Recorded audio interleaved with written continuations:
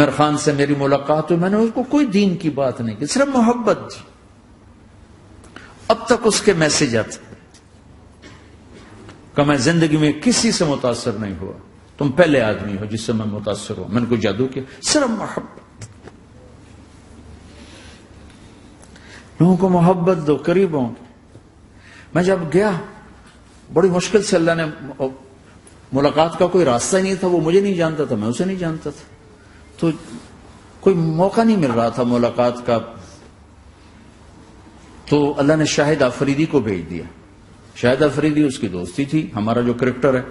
میں نے اس سے فون پر کہا یار میری ملاقات تو کرا. اس نے ملاقات کروائی. تو اس نے مجھے کہا آدھا گھنٹہ ہے، آدھا گھنٹہ. جب میں پہنچا میکسیمم پونا گھنٹہ. میں نے ٹھیک. میں گیا تو وہ سہما ہوا چہرہ کہ بھئی مولانا آ گیا، پتہ نہیں کیا کہیں گے، بھئی یہ تو کیا کر رہا ہے، تو حرام کر رہا ہے، ناچ رہا ہے، گا رہا ہے، توبہ کر، ابھی تیرے لیے دوزخ کا فیصلہ ہو جائے. پتہ نہیں کیا ہوگا. وہ ڈرا ہوا سہما ہوا تھا. تو میرا ایک دور کالج لائف تھا. میرے اللہ نے مجھے ہدایت دی اور میں 3 دن کے لیے میں اس دوست کو، اس کی نسلوں کو دعائیں دیتا ہوں جو مجھے زبردستی پکڑ کے لے گیا. نہ میرا تبلیغ سے کوئی تعلق، نہ واسطہ، نہ میں کوئی ان سے متاثر. ایک لڑکا تھا، بنگالی تھا، گشت کرتا تھا، لیکن میں اس سے ذرا متاثر نہیں ہوا. میرا دوست متاثر ہو گیا تھا، تو میں تو ان کے قریب سے نہیں گزرتا تھا. تو وہ اور میں اسکول میں اکٹھے آ رہے تھے، کالج میں اکٹھے آ رہے تھے.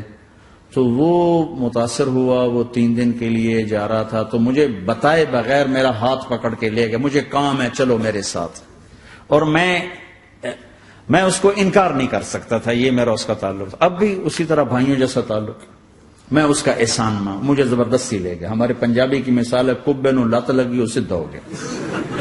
وہ جو ہوتا ہے ہنچ بیک ہوتا ہے نا، اس کو کسی نے لات ماری تو وہ سیدھا ہو گیا. مہربانی بھائی تیری لات سے میں سیدھا ہو گیا. تو مجھے تو وہ کبے والی لت پہ گئی. تو اللہ نے مجھے اس طرف لگا دیا. اور جب میری کالج لائف، میں نے کالج کا بہترین سنگر تھا، اسکول کا بہترین، یہ جنید جمشید کیا ہے جو اس زمانے میں یہ سارا کو اٹھایا میں نے سارا کیا ہے. تو اب وہ بیچارہ ایسے بیٹھا ہوا. تو میں نے اس سے بیٹھتے فلموں کی باتیں شروع کر دی. اور تھوڑی دیر بعد میں نے محسوس کیا کہ فرام 60 to 72 جو فلم انڈسٹری کو جتنا میں جانتا تھا اتنا وہ نہیں جانتا تھا. تو اس کے اوپر میرے علم کا روپ پڑ گیا. اس کی لائن کا علم تھا نا. تو حیران پریشان، یہ واز تو ہو رہے. تو کبھی دلیپ کمار کی باتیں شروع ہو گئی، کبھی راج کپور کی شروع ہو گئی، کبھی محبوب صاحب شروع ہو گئے، کبھی مدن موہن شروع ہو گئے. وہ آدھا گھنٹہ تو یوں ہی گزر گیا. تو آدھے گھنٹے کے بعد میں نے کہا جی ہمارا تو ٹائم اوور کا نہیں، اٹھیں چلے ادھر چل کے بیٹھتے. وہ کھانے کی ٹیبل پر تھے تو ہم وہاں جا کے بیٹھ گئے. پھر وہی باتیں شروع ہو گئی. جب اس کا سارا خوف دور ہو گیا اور ریلیکس ہو گیا، اس میں 1.25 گھنٹے سے 50 منٹ گزر گئے تھے.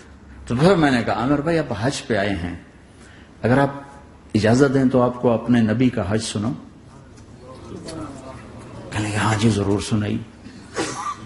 پھر میں 1.25 گھنٹہ بولتا رہا اور وہ ایسے کر کے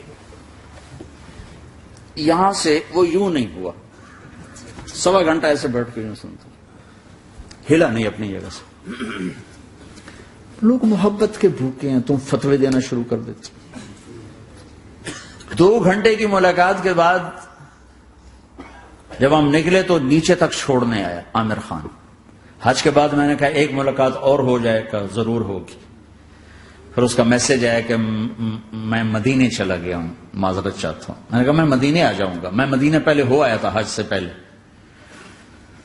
تو اس نے کہا کہ آپ 14 تاریخ کو آ جائیں، 4 سے 6 کا ٹائم میں نے آپ کے لیے رکھا ہے.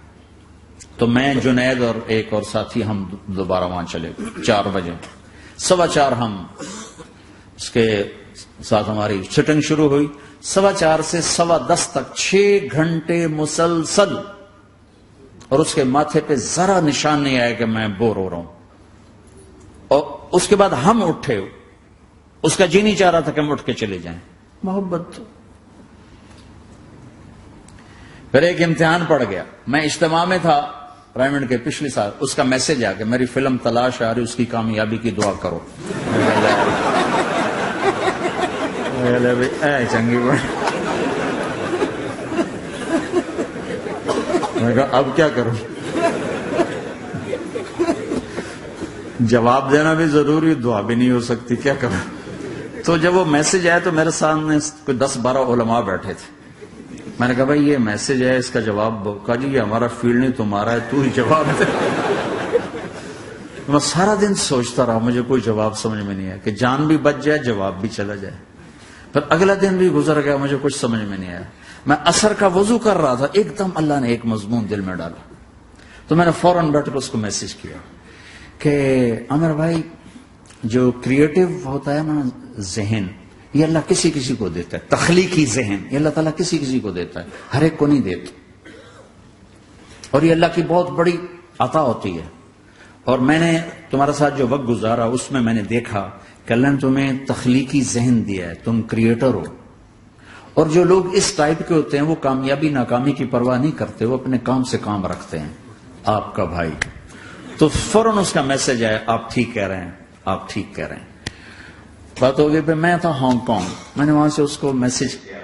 دیکھو کسی مصروف آدمی کو براہ راست فون نہ کیا کرو، میسج کیا کرو کہ میں آپ کو فون کر سکتا ہوں، چونکہ میں اس کا بہت ستایا ہوا، بہت ستایا.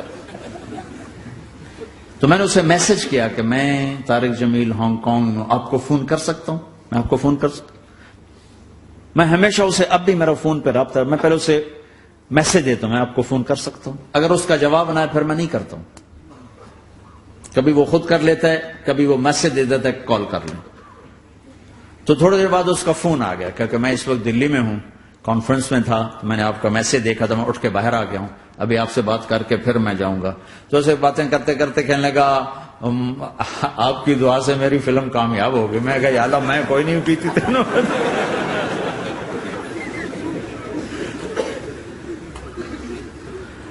بھائیو محبتیں بانٹو، نفرتیں تو پہلے ہی بہت پھیل چکی. نشہ پلا کے گرانا تو سب کو آتا ہے، مزہ تو تب ہے کہ گرتے کو تھام لے ساتھ.